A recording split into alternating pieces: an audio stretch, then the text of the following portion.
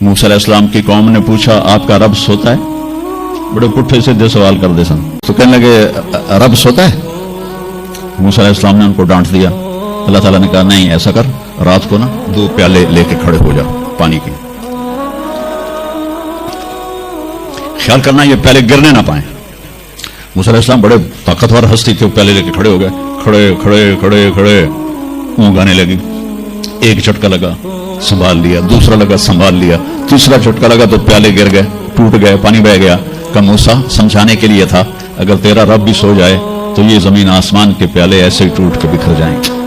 لا تأخذہ سنۃ ولا نوم، لا تأخذہ سنۃ ولا نوم. نہ وہ سوتا ہے، نہ وہ اونگتا ہے، نہ وہ کھاتا ہے، نہ وہ پیتا ہے، نہ وہ روتا ہے، نہ وہ حاجت مند ہے، نہ اس کی کوئی عمر گزرتی ہے. وہ ہر قسم کے رنگ و روپ سے پاک ہے، ہر قسم کے زمان و مکان سے پاک ہے، ہر قسم کی حاجات سے پاک ہے. سب کو دیتا ہے، لینے سے پاک ہے. سب کو کھلاتا ہے، کھانے سے پاک ہے. سب کو مارتا ہے، مرنے سے پاک ہے. سب کو سلاتا ہے، سونے سے پاک ہے. سب پر حاوی ہے، کوئی اس پر حاوی نہیں. سب کے اوپر چھایا ہوا ہے، کوئی اس پہ چھایا ہوا نہیں. یہ ہمارے اوپر ہمارے نبی کا احسان ہے کہ اس کائنات کا بنانے والا ایک اللہ ہے، ایک صمد احد لم یلد ولم یولد ولم یکن لہ کفوا احد. عزیز طلبہ و طالبات، آپ بہت کچھ یہاں پڑھ رہے ہیں اور ساری نسل ہماری یونیورسٹیز میں پڑھ رہی ہے.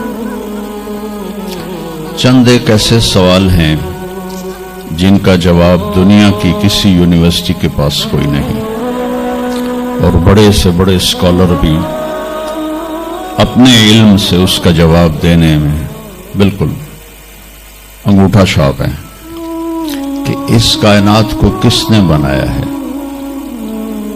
اس سوال کا جواب دنیا کے کسی علم میں نہیں ہے. ہم تو شکر مسلمان ہیں تو ہمیں ماں باپ کی گود سے ہی اللہ کا تعارف ہو گیا. بہت پرانی بات ہے، ایک چیکوسلواکین یہاں ملا تھا، رائمنڈ میں آیا ہوا تھا، تو میں نے اس سے پوچھا کہ اس کائنات کا بنانے والا کون ہے، کوئی پتہ ہے؟ کہنے لگا اسی کو ڈھونڈنے نکلا ہوں، ابھی تک تو کوئی پتہ نہیں. پھر دوسرا سوال ہے کہ اس نے یہ کائنات بنائی کیوں ہے، وہ ہے کون؟ پھر اس نے یہ کائنات بنائی کیوں ہے، اس کا جواب بھی آپ کے پاس کوئی نہیں، کسی کے پاس بھی کوئی نہیں. پھر تیسرا سوال ہے میں کیوں پیدا ہوا؟ میں نے کوئی اپلیکیشن دی تھی؟ ان بچیوں نے کوئی درخواست دی تھی کہ ہم نے لڑکی پیدا ہونا ہے؟ یا ان بچوں نے کوئی درخواست دی تھی کہ ہم نے لڑکا پیدا ہونا ہے؟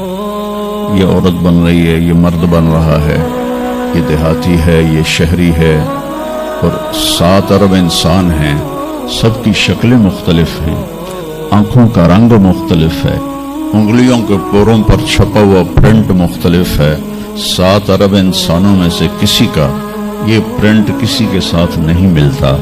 تو ایسا باریک بین کون خالق ہے جس نے، ہم روشنی میں چیز بناتے ہیں اور اللہ تعالیٰ ماں کے پیٹ کے اندھیروں میں بناتا ہے. یخلقکم فی بطون امہاتکم خلقا من بعد خلق فی ظلمات 3.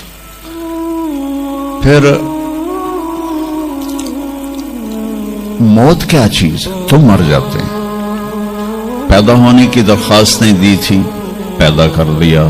کیوں پیدا کیا پتہ کوئی نہیں.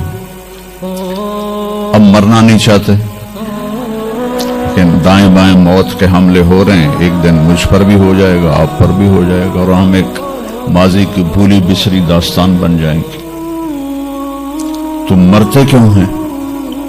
پھر کوئی جلا دیتا ہے، کوئی بہا دیتا ہے، کوئی مٹی میں ملا دیتا ہے، کوئی پرندوں کے سپرد کر دیتا ہے، پارسی وہ اوپر رکھ دیتے ہیں، گدھ آ کے کھا جاتے ہیں. تو یہ موت کیا چیز ہے؟ تھوڑا شروع میں میڈیکل میں نے شروع کیا تھا، تو پھر اللہ نے میرا راستہ بدل دیا. تو موت کیا چیز ہے، میڈیکل سائنس میں اس کے 200 جواب ہیں، 200، اور ایک بھی صحیح نہیں، سارے غلط، کیونکہ وہ انسانی عقل سے ہیں. نہیں پہنچ سکتے. پھر موت کے بعد کچھ ہے یا مر گیا اور مٹی ہو گئے؟ یہ چند سوال میں نے آپ کے سامنے رکھے ہیں اور پوری دنیا کے انسانوں کو چیلنج ہے کہ اپنے علم سے جواب دو. کسی کے پاس اس کا جواب کرو. نیوٹن نے یہ کہا تھا کہ اس کائنات کو 4 فورسز چلا رہی ہیں.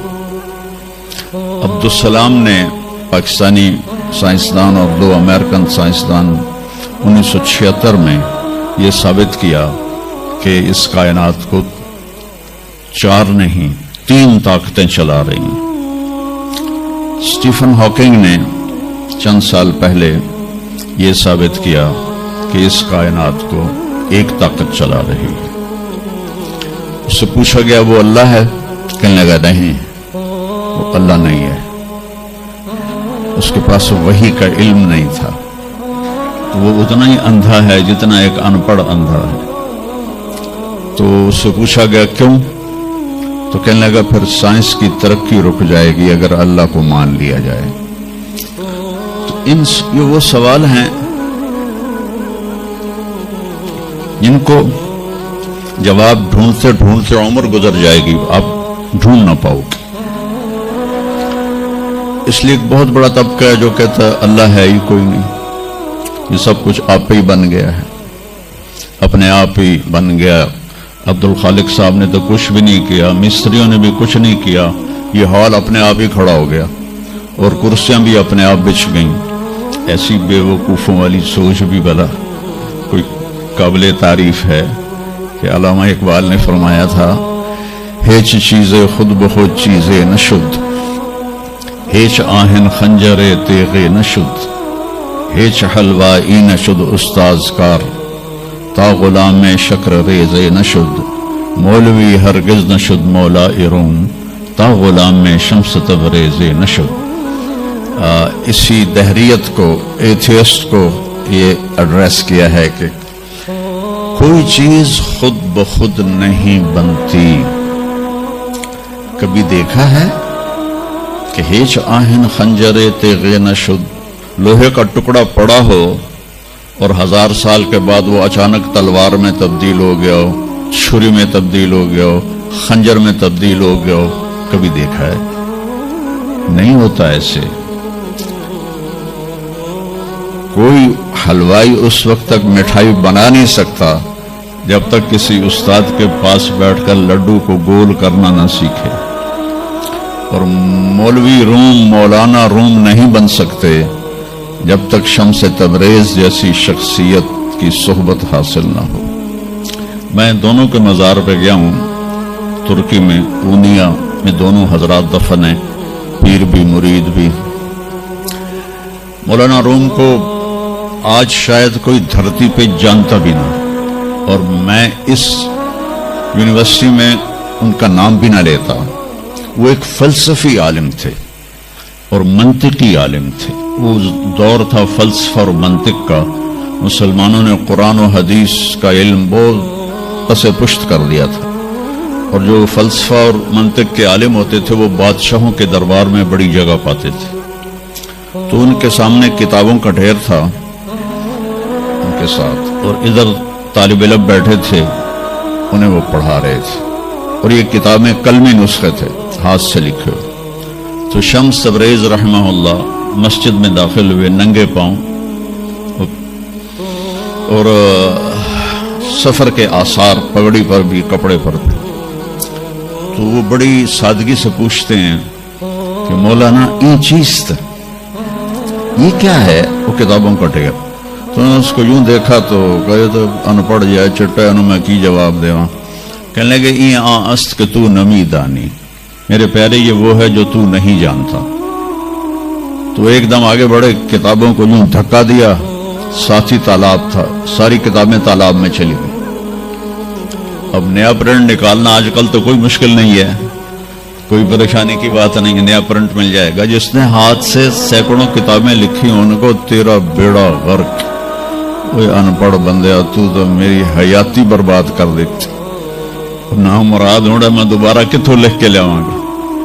وہ مسکرائے، حوض میں چھلانگ لگائی اور ایک ایک کر کے ہر کتاب خشک ان کے سامنے رکھتے گئے، خشک، اس میں سے مٹی نکل رہی، سامنے رکھتے گئے، پورا ان کا جو ان کی لائبریری تھی وہ پانی سے خشک نکال کر ان کے سامنے رکھ دی۔